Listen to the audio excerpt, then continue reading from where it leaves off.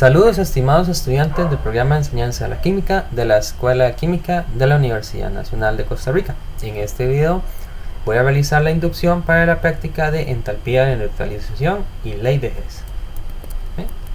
Para esta práctica estaremos estudiando procesos relacionados a la termodinámica, que recordemos que estudia el intercambio de energía entre un sistema y un medio. Sistemas que pueden ser, por ejemplo, beakers, Erlenmeyer, balones de disolución, entre otros conjuntos de cristalería que usamos para realizar las reacciones. En nuestro caso, de esta práctica será nuestro calorímetro, que ahorita lo vamos a ver.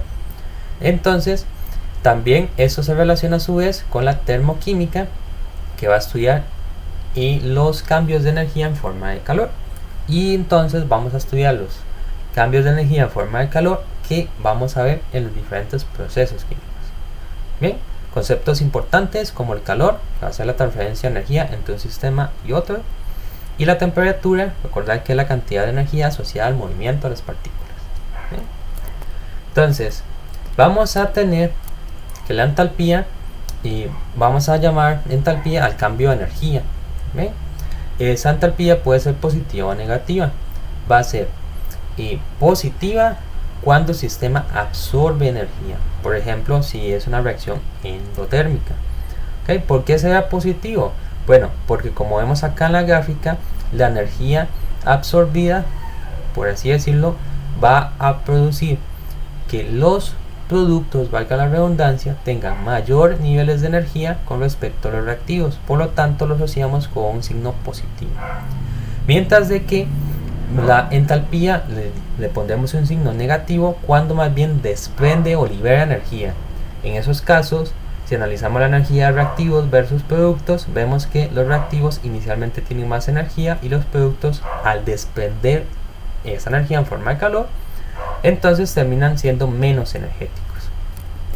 Bien, para poder llevar a cabo la práctica de este laboratorio vamos a necesitar condiciones estándar, que son la presión, que va a ser una atmósfera, y temperatura estándar de 25 grados Celsius.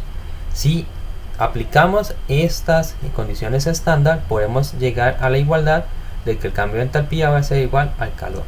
Bien, entonces, cosas importantes: el cambio de entalpía es una función de estado, por lo tanto solo depende del estado inicial y final, no de los puntos intermedios, o sea, no del camino o ruta que tomemos para llegar a ese estado final. Y gracias a eso, si cumplimos las condiciones que mencioné anteriormente, temperatura y presión constante, podemos aplicar la ley de Hess. Por lo tanto, gracias a la ley de Hess, el paso o el calor final, ¿verdad?, va a ser igual al calor de la suma de los n pasos que llevemos. O sea, que la ley de Hess es útil para medir procesos que son difíciles de obtener en un solo paso o de medir en un solo paso. Por ejemplo, si tenemos o necesitamos calcular la entalpía de un proceso que pasa de A a B, una reacción que pasa de A a B, pero no podemos llevar a cabo en el laboratorio esa reacción, pero sí subreacciones que nos lleven a este producto B, lo podemos hacer. Justamente lo pondremos en práctica para la tercera parte del laboratorio. Bien, entonces, ¿cómo podemos llevar a cabo, o cuál será el instrumento clave para poder llevar a cabo este experimento? Bueno, será nada más y nada menos que el calorímetro. El calorímetro, como vemos acá, los más sofisticados tienen un sistema bastante complejo, que consiste en un agitador, un termómetro, se coloca una muestra, se coloca agua para ayudar un poco a la transferencia de calor, tapas aislando totalmente el sistema, entre otras cosas. Nosotros utilizaremos un calorímetro más sencillo, que es un calorímetro basado en el modelo de vasos invertidos. Utilizaremos dos vasos de poliestereno, uno siendo más corto que el otro, que usaremos a manera de tapa, y cuyo centro tiene un pequeño orificio para colocar el termómetro. Muy bien, este calorímetro, ¿no?, suele ser un poco frágil, en el sentido se aplica mucha fuerza, se puede romper, por lo tanto les recomiendo ser cuidadosos a la hora de tratar con el calorímetro, en especial a la hora de manipular el termómetro también. Recuerda que esos termómetros son de alcohol, por tanto si se llegan a quebrar simplemente llaman al profesor y él con mucho gusto les ayudará a hacerse cargo de los desechos. Muy bien, recordar que gracias a estas condiciones estándar podemos igualar el cambio de entalpía al calor y vamos a poder utilizar esta fórmula estrella que la estaremos utilizando durante todo el laboratorio, que es que el calor va a ser igual a la masa por el calor específico a la sustancia por el cambio de temperatura. ¿Bien? Entonces al final del laboratorio vamos a poder calcular el delta H de una reacción A a B haciendo diferentes pasos.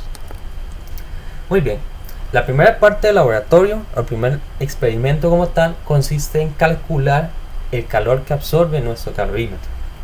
Entonces, para llevar a cabo esta tarea, ocuparemos nuestro calorímetro y una muestra de 25 mililitros de agua caliente. Le llamaremos agua caliente y necesitará estar a mínimo a 20 grados superior a el agua que llamaremos agua fría, entre comillas. Esta agua fría o a temperatura ambiente se encontrará a 25 grados Celsius.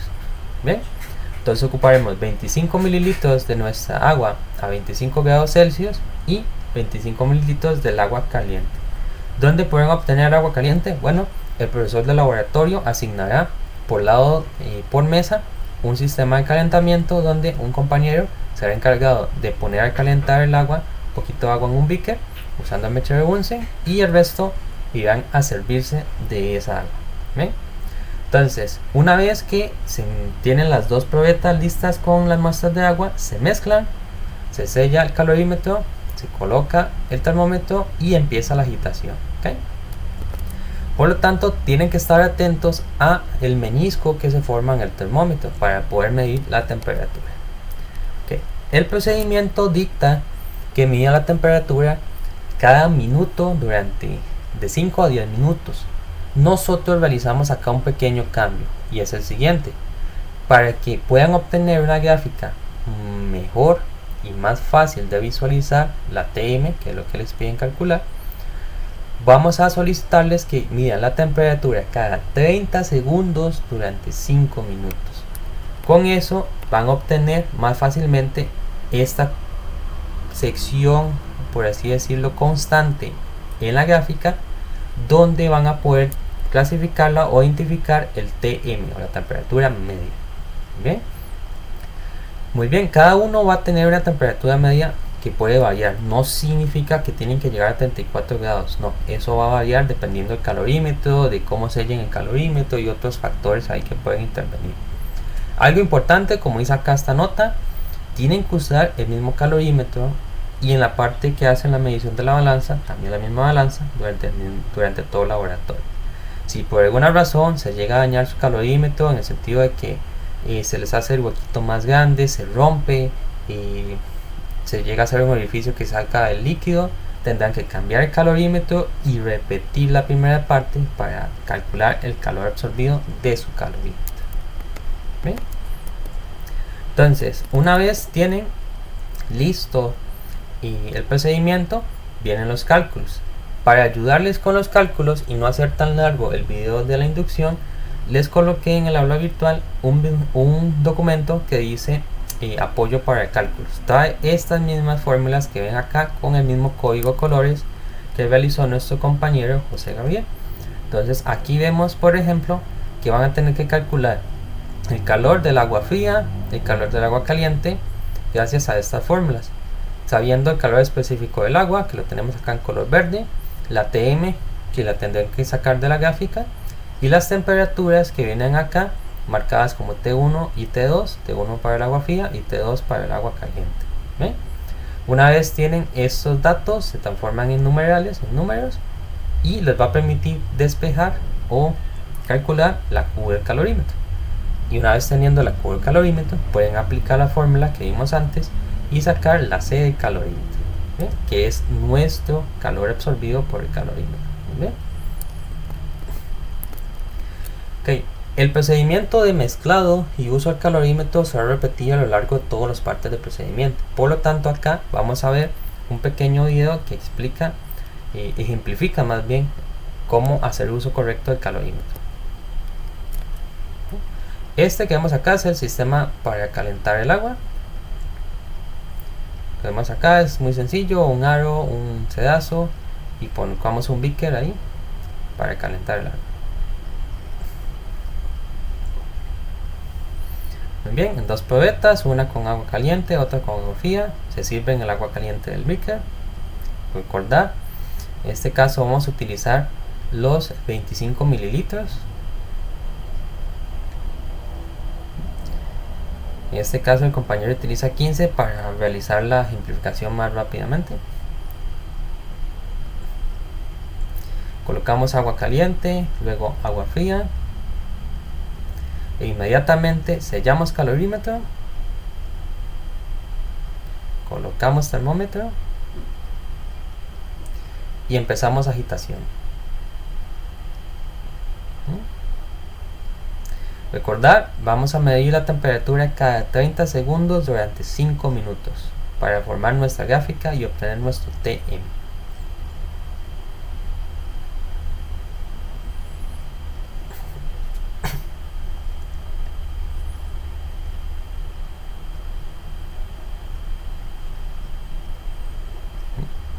Recordar realizar esa medición del termómetro a la altura de los ojos para evitar el error de paralaje. Muy bien, una vez que tengamos nuestras temperaturas, que serían los datos experimentales, vamos a poder también hacer uso de un archivo de Excel automatizado que lo ponemos a su disposición para que puedan realizar los cálculos en caso de que se les dificulte mucho o se les cueste un poco la parte de las formulillas. Bien, en este Excel solo colocan en sus espacios y sus datos de temperatura y automáticamente él les va a calcular la serie de calorímetro, que es lo que ocupan para la primera parte. Importante, si van a utilizar el Excel, deben de colocar todos los datos. Por ejemplo, si no utilizan el Excel para esta parte y sí para las partes posteriores, les va a marcar un error porque él necesita contemplar el calor de calorímetro. Entonces es importante ese pequeño dato. ¿Sí? Para la segunda parte vamos a hacer determinación del tapiza de neutralización con un ácido fuerte y un ácido débil. La parte A con el ácido fuerte, que sería el ácido clorhídrico, y la parte B con el ácido débil, que sería el ácido acético. Okay, acá realizamos una modificación del procedimiento. Vamos a utilizar 15 mililitros en lugar de 25 que plantea originalmente la práctica. Esto para reducir un poco los desechos y apoyar un poco con los principios de la química verde. Además de que las reacciones se pueden realizar totalmente bien con estas medidas. Por lo tanto, recordar el detalle, en vez de 25 mililitros utilizaremos 15 mililitros. Y también en estos casos no es necesario hacer toda la gráfica. Vamos a poder anotar la temperatura mayor a la que llegue nuestro calorímetro. En este caso nuestro termómetro nos marcará la mayor temperatura. Hay que estar muy atentos porque ese proceso puede ser un poco rápido y se nos puede ir de la vista. ¿Ven? Recordar, este procedimiento se repite una primera vez para el ácido fuerte y luego lo repetimos con el ácido débil. Igual tenemos el apoyo para los cálculos. Como les dije, está en un documento en el aula virtual para que lo puedan utilizar en caso de que sea necesario. Y también tenemos el apoyo del Excel automatizado, acá en amarillo para el ácido fuerte. Colocamos las temperaturas nada más, el resto de datos ya están automatizados. Y igual para el ácido débil colocamos solo las temperaturas.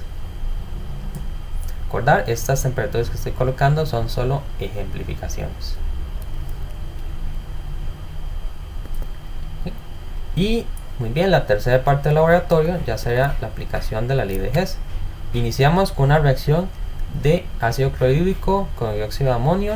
Igual en el calorímetro colocamos los dos líquidos, agitamos el sistema y medimos la temperatura. ¿Ven? Igual acá tenemos el apoyo para los cálculos. En este caso es un poquillo más larga la formulilla, sin embargo acá con el apoyo visual se puede realizar el cálculo fácilmente.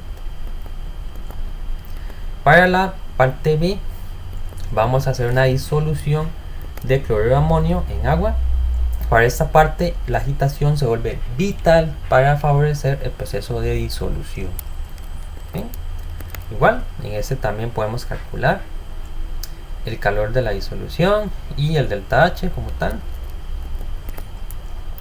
Y esos dos pasos, esas dos reacciones, nos van a permitir calcular el delta H de reacción, que sería esta del cloruro de amonio, que pasa a su coequivalente en gas de amoníaco y de ácido clorhídrico. Por lo tanto, teniendo los delta H que nosotros calculamos, que sería delta H1 y delta H2, y esto, el delta H3 y 4, que sería el paso de sus equivalentes gaseosos acuosos, podemos hacer el cálculo de la entalpía total de la reacción. O sea, podemos calcular la entalpía de esta reacción, obtener este delta H reacción. ¿Okay? Como vemos acá, necesitamos invertir la reacción 1, 3 y 4, y por lo tanto su delta H también va a invertirse su signo. Vamos acá. Entonces, una vez que se realiza esa inversión, podemos eliminar o cancelar aquellos factores que están repetidos. Por ejemplo, acá estos iones los podemos eliminar, este acuoso con este acuoso, este ácido con este ácido, y obtenemos como resultado la reacción que estamos buscando. ¿Sí? Y para sus delta H, bueno, para su cálculo es muy sencillo. Simplemente hacemos esta operación, estas sumas o restas, y obtendríamos el valor de nuestro delta H de reacción. ¿Sí? Entonces, importante para el laboratorio, si tienen alguna consulta, aprovechar al profesor que imparte el laboratorio, recordar el calorímetro. Si se llega a romper, tienen que repetir la primera parte del procedimiento, y espero que puedan disfrutar muchísimo este laboratorio. Les deseo muchos éxitos y se despide Josimar Villarreal Valenciano del programa Enseñanza Analítica.